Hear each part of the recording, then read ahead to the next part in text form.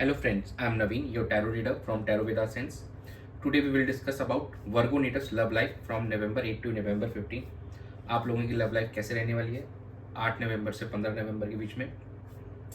जो हमारे no contact separation में हमारे जो व्यूअर्स, क्या उनका रिकन्सिलिएशन होगा इस ड्यूरेशन में, अब उनके पार्टनर से कम्युनिकेशन होगी।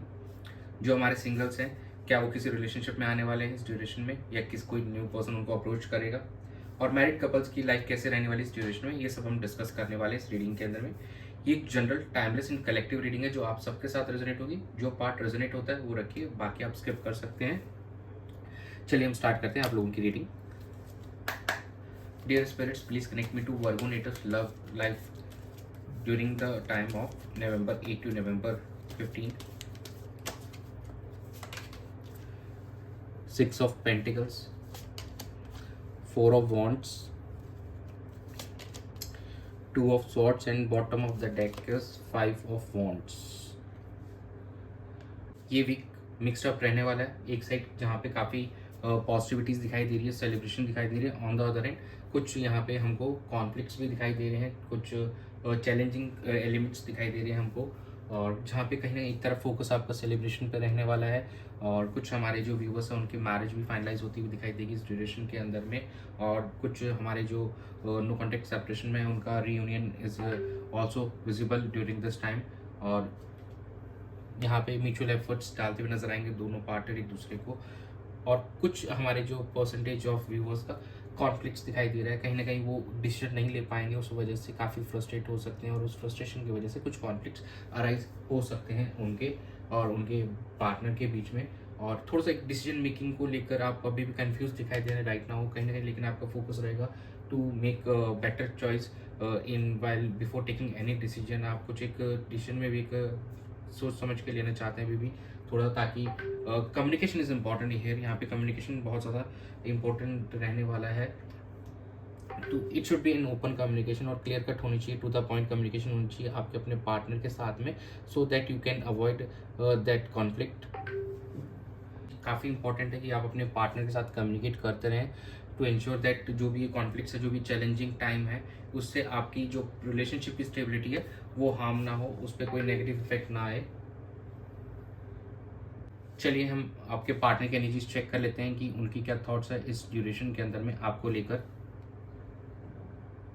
Dear spirits, please connect me to Virgo natives partners energy towards them and the relationship in between of November 8 to November 15.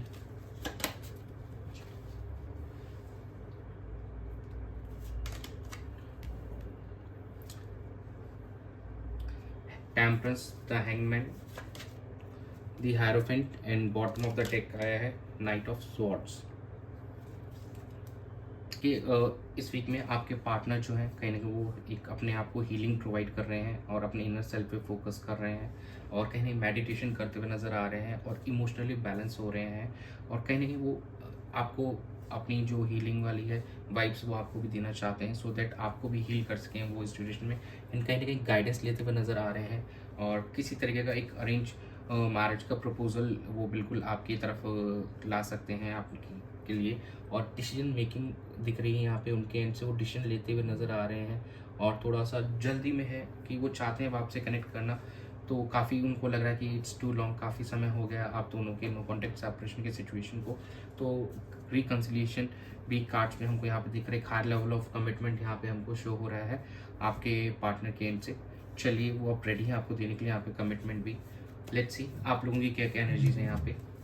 Dear spirits, please connect me to Virgo natives energy towards their partner and their relationship during November 8 to November 15. Six of Pentacles, Judgment, Nine of Swords, and bottom of the deck is the Star.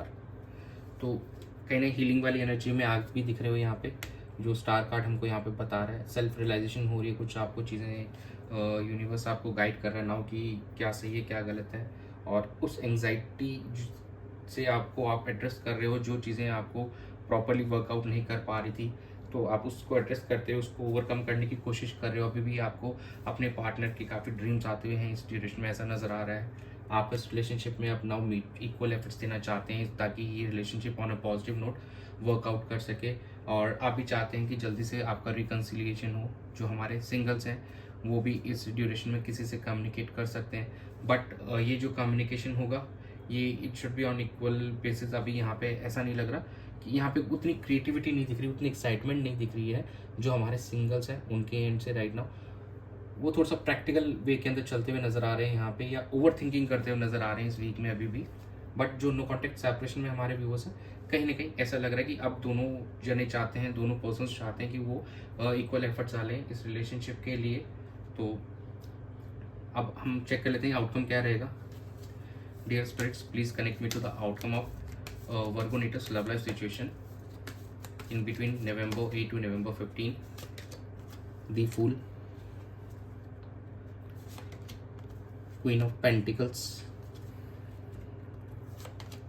3 of Wands, and bottom of the deck is a 8 of Pentacles.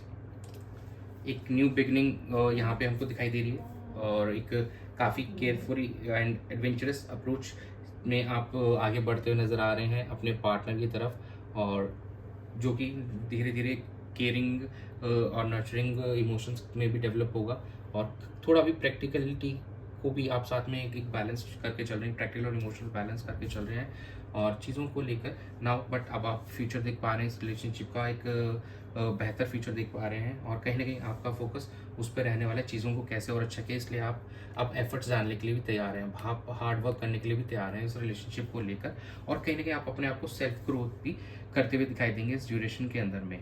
चलिए हम angel guidance check कर लेते हैं आप लोगों के लिए। Dear angels, please guide वर्गोनेटस for their love and relationship during November 8 to November 15. Compromise,